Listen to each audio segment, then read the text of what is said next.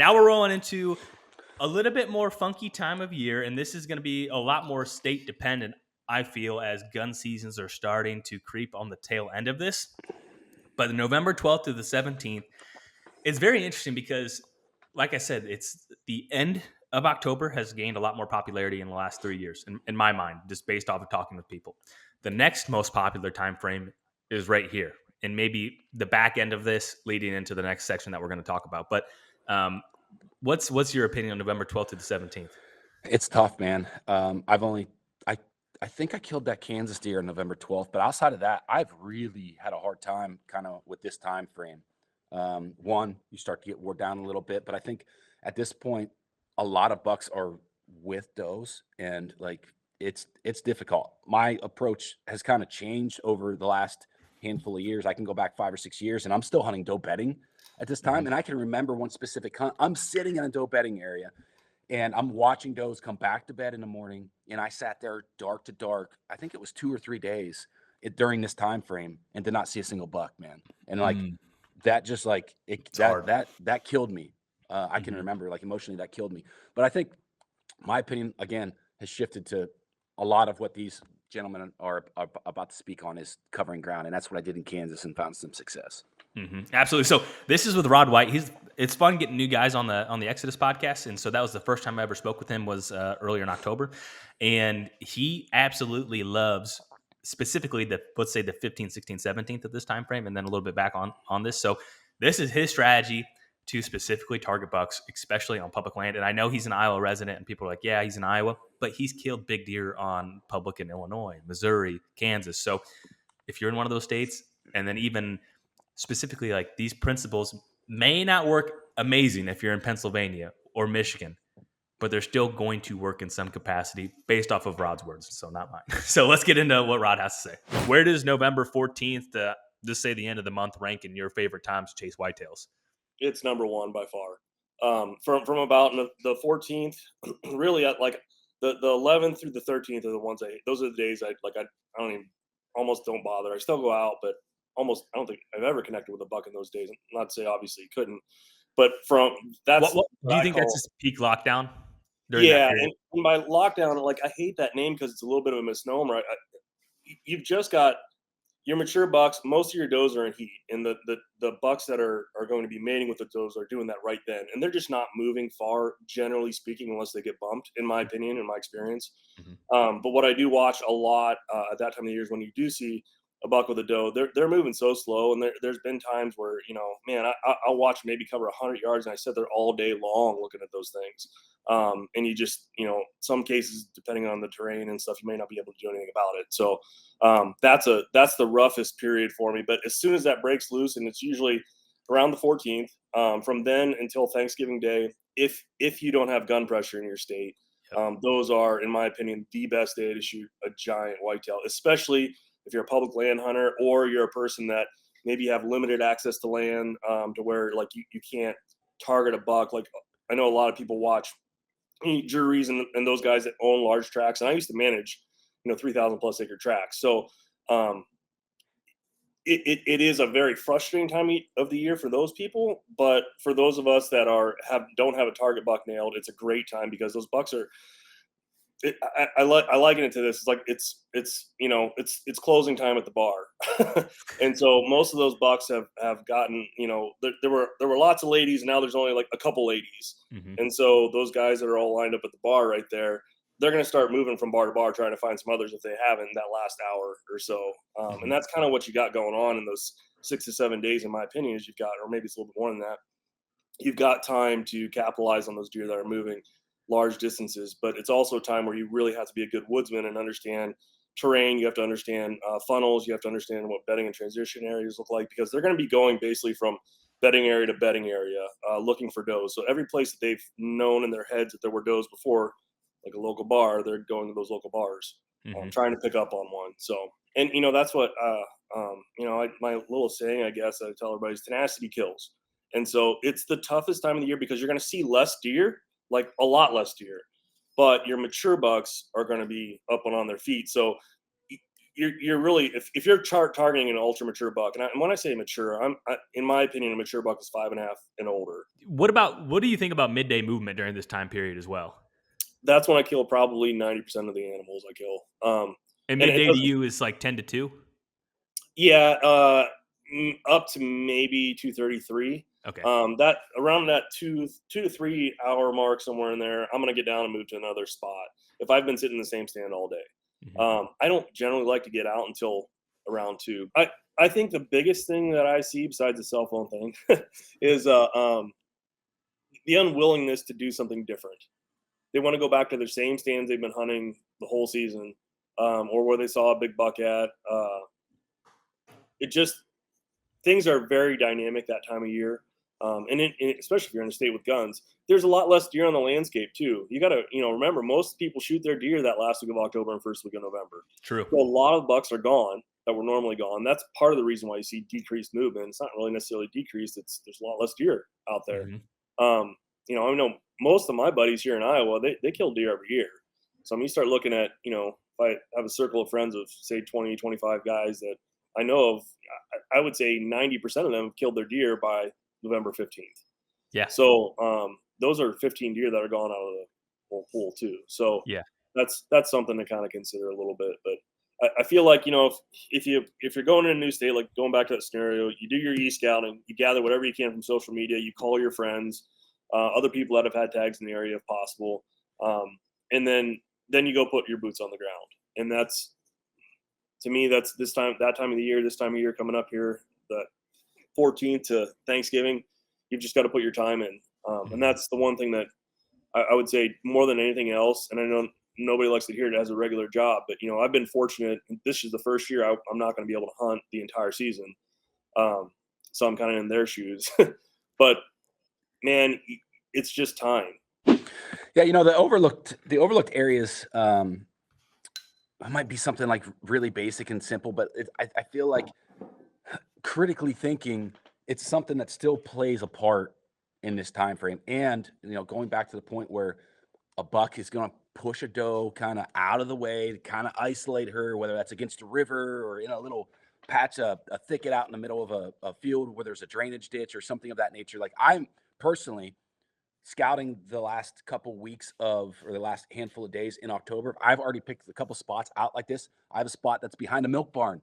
That's like a 3-acre little bedding area where it's 200 yards from a parking lot on public. I already have a stand hung for this time frame. Love it. In that area. Yeah, absolutely. And that's such a kind of a funky time, but if you get into one of those areas and you can make a play, or like if a buck's locked down on a doe, you have some time to make a move on that deer. So don't rush it. Don't, fly right in there and try to make a Superman play. Like, be methodical yet, and you should get an opportunity to at least close some distance to make something happen. Passive aggressiveness, man. Passive aggressive or passive aggressiveness. It's Did I screw that up? No, I know what you mean. It just sounded funny. Like, just be passive aggressive. Just give snide little comments. Yeah. But to that point, like, I know, like, the next guy or the next group of guys kind of up on our docket are the whitetail adrenaline guys, like Jared and Tanner, and that's what they're doing. There's times where they're ultra aggressive, using a decoy, doing some different things. And then there's times where they'll sit on a deer and know, like, they have all day to watch him and kind of methodically figure out how they're going to kill him. And they don't always kill him, but they get damn close a lot of the times. So let's cut to that and see what Tanner and Jared have to say about covering ground, calling, and using decoys between the 12th and 17th. Choose a week. When do you think the best time of year to kill a mature buck is? Well, this style, I would have to say probably November 13th through November 17th for a fully locked down phase across the Midwest. You're targeting I that think that's lockdown. the peak, and I like peak because then I don't have to piss around. I got stocks. Yeah. If they're a cruise stage, I might not be a good enough hunter when they're cruise stage, but it's hard for me to head them off and kill them, by calling them in. He's got short legs. Well, you get my point, But yeah, no, I totally get that, though. at least I know when I go then to most of my states that I hunt, I get locked down bucks and I have fun and I get stocks every day. That's where I'm at with it. Cover ground, and I believe that's the head of all this for the way we do things. and I think that was given from him. I've learned a lot of stuff from many people, but the cover ground in our, even in hunting, I believe it's cover ground. That's it. So that's where I'm at. Yeah. Yeah. I'd that have to was say from there's a you? lot of truth to that. That goes right back to what I said during Anything. lockdown just a minute That's a ago. tree Yeah, stand covering hunter. ground. I know they're in lockdown. You get the point. I got to cover ground. Yeah, Yeah. even a tree stand in timber. If I had to use a tree stand, I would still cover ground and a shitload of it. I would make sure. Be if I had to- bopping around, pulling your tree stand in and out. No, I mean cover it and find the number one spot before I hung it. Oh, yeah, Because yeah. a lot of people just pick something on an aerial, go hang it. They wait 8 Yeah. days and no big buck cruise. There's definitely a time and place where it's like if you're a hybrid, yeah. You gain a lot by going in on the ground aggressive. Boots And then on the it's like, ground. okay, like especially when you're going into a new area or you haven't been there in a year, going boots on the ground, and after a day or two, it's like, okay, boom, boom, boom, boom. This is where I'd hang my set. Yeah. There's good hybrid, Yeah. but it starts with the cover ground thing, I think. Yeah, especially with on the ground. hunting. It's very easy to cover ground. You're on the ground. Here anyway. you're screwing a bunch of stuff up, so you got to keep going back to the next one, next Right. one, next Yeah. one, next one. Right. Yeah, those guys make killing deer look easy.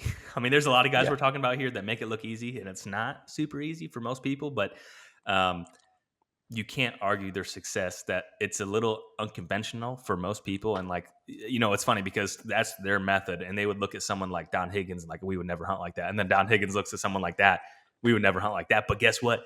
They're both killing big deer. So there's more than one way to do it. There's people that would never ever, ever, ever do what someone else would do, and vice versa. And guess what? They both usually kill big deer. So, these are hopefully just clips that are going to spark some ideas so you can hone your own personal craft and your own personal style, because that's what's important. Okay, so now we have Steve Shirk. So you Pennsylvania guys love Steve. We love Steve. He is that guy. Probably puts in more. He's the 1%er of the 1%ers of effort, and so that's something very important to consider. So it's when you're the 1%er of the 1%er of effort, once again it's going to look easy when you find success, but you're not there walking the hundreds of miles and running the literal hundreds of cameras to try to figure out some of this stuff. But here's what he has to say for November 12th to the 17th to hopefully kill a big deer. How do you approach hunting the lockdown? I think one of the best ways, especially as a guide that's worked in the past, is, it might sound crazy, but maybe put some boots on the ground and look for a hot doe. I've said it before, wherever there's a doe in heat, it's not generally just even one buck on her. There's other satellite bucks circling that area. You may not kill the big boy, but there's going to be a lot of activity in a small area.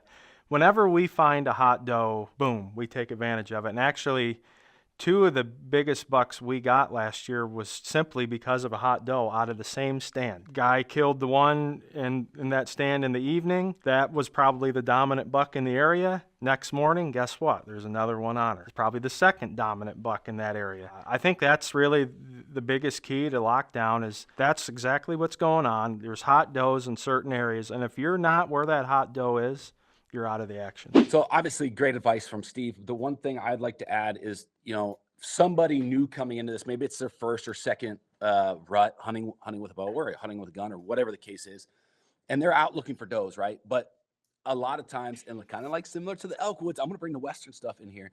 They're looking for one doe, right? They're looking for the doe.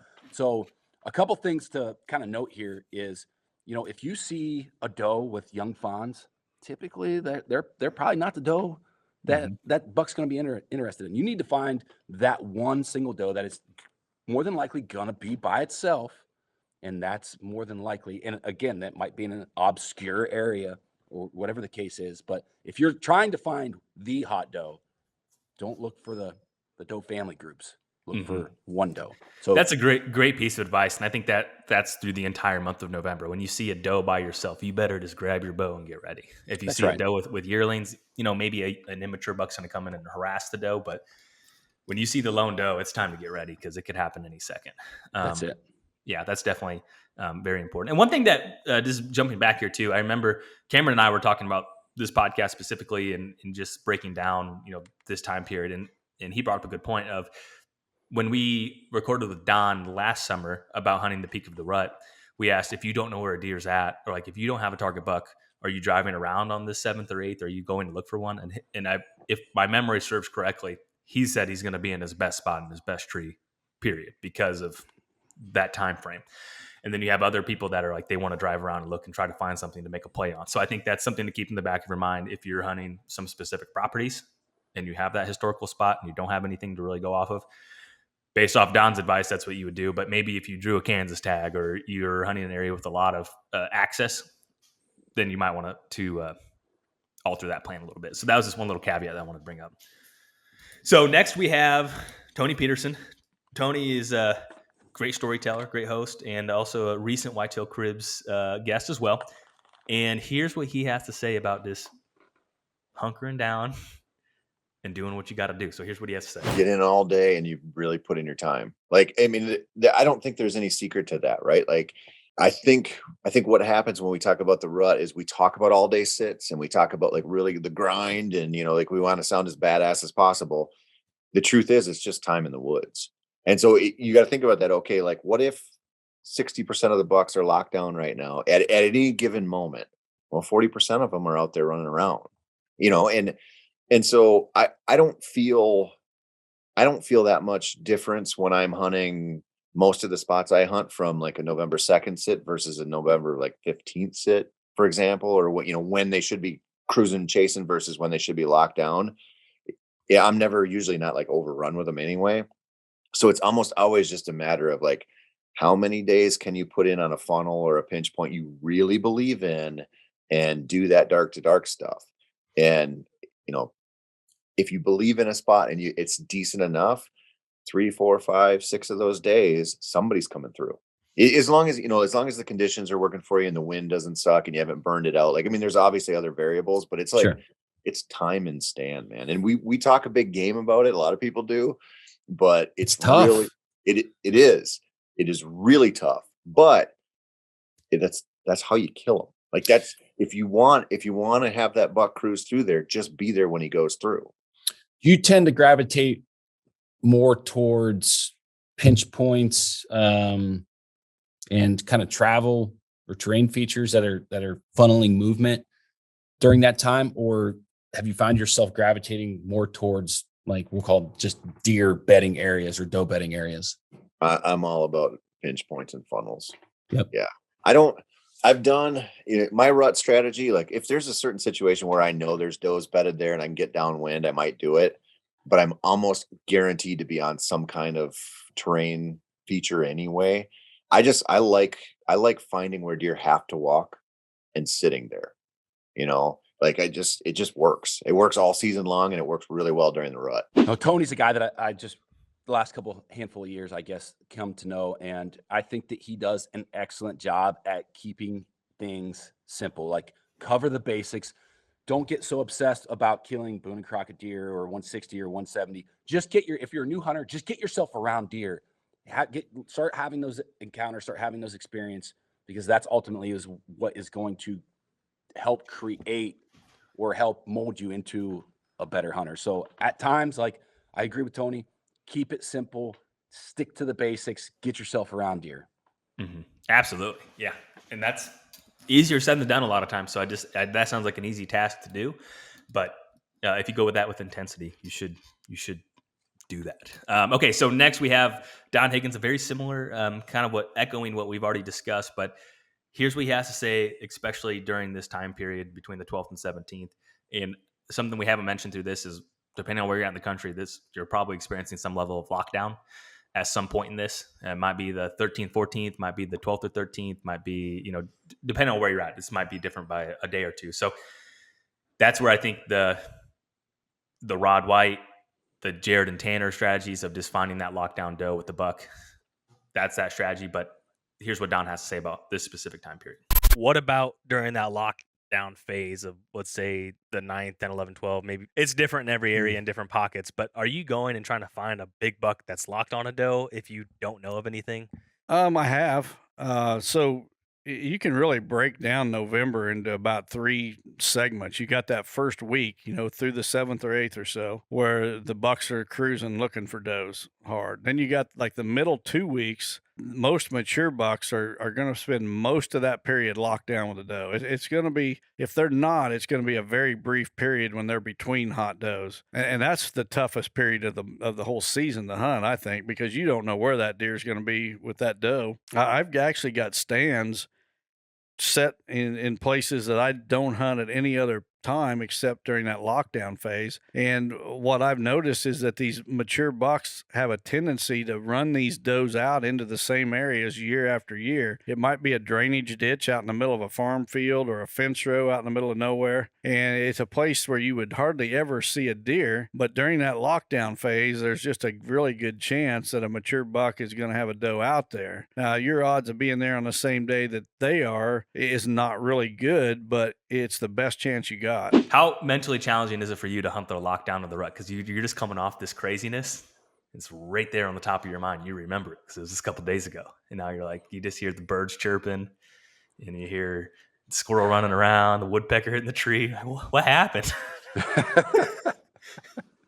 It's tough, man. I mean, we've all been there, right? It's like you feel like you're the only person on earth that has not killed a giant buck. Like you're scrolling through social media, you get all the texts from your buddies, and it's like, am I the worst deer hunter in the world? No, you're not the worst deer hunter in the world. I promise you that.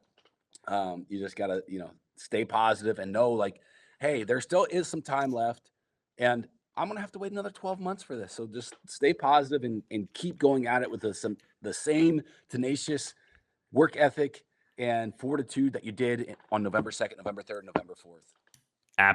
Absolutely. So here's what Steve Hansen has to say. So we're just talking about the lockdown, and guess what?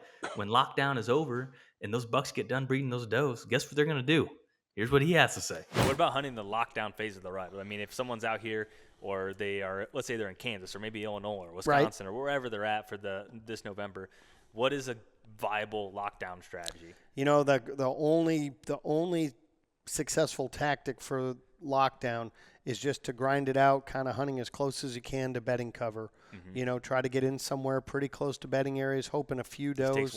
Just takes one doe, and just be in there, and then it's just a patience game for sure. So, yeah, because you want to be there when it breaks too. Yeah, you know what I mean. We were just talking about how you talk to different people, and one part is like, oh my gosh, it's on fire, and you guys aren't seeing anything. Then it's like a day lag. Yeah, like it wouldn't surprise me at all for like where that Decatur County farm is. Their rut comes in a day sooner or a day later than the peak, then things really start happening here. I mean, that happens every year for us. So there is something to it. I don't know what exactly triggers it one place over another, but it does. So I would say stay in touch with people in the general vicinity and area. Yeah, I think and anymore, it's never been easier, with Instagram. Oh, yeah. You know what I mean? When you open up, there's 17 new giant exactly, yeah. It's like, it's on in Illinois or it's on in Iowa. I was talking to Steve about this the last time I was out there, and I asked him, what's the lockdown like? So they have quite a few hunters in camp typically, and he said it's very apparent. You go from guys seeing a lot of bucks and a lot of activity, and then there's about 2 days where it's not, and then boom, it busts loose again. So that's the importance of this. So if it's on lockdown, try to find that hot doe, try to find that activity going on during that period, but then just know that it's going to turn back on. It might not be to the same level of intensity on the front end of this, but on this now back end of it, like there's still very good hunting. And that's where a lot of these guys, they love this time period because those bucks are getting more desperate. No, that's a great tidbit of advice. Like if you see that little bit of rut frenzy, 3 days prior, and then you go a couple days that it is stone cold, be there when it breaks, man. Be there when it breaks on that third day or that fourth day. Like, it at some point they're going to cut loose. The other thing is obviously be watching your cell cameras too. Like, that's again, pretty common sense, but just got to put it out there.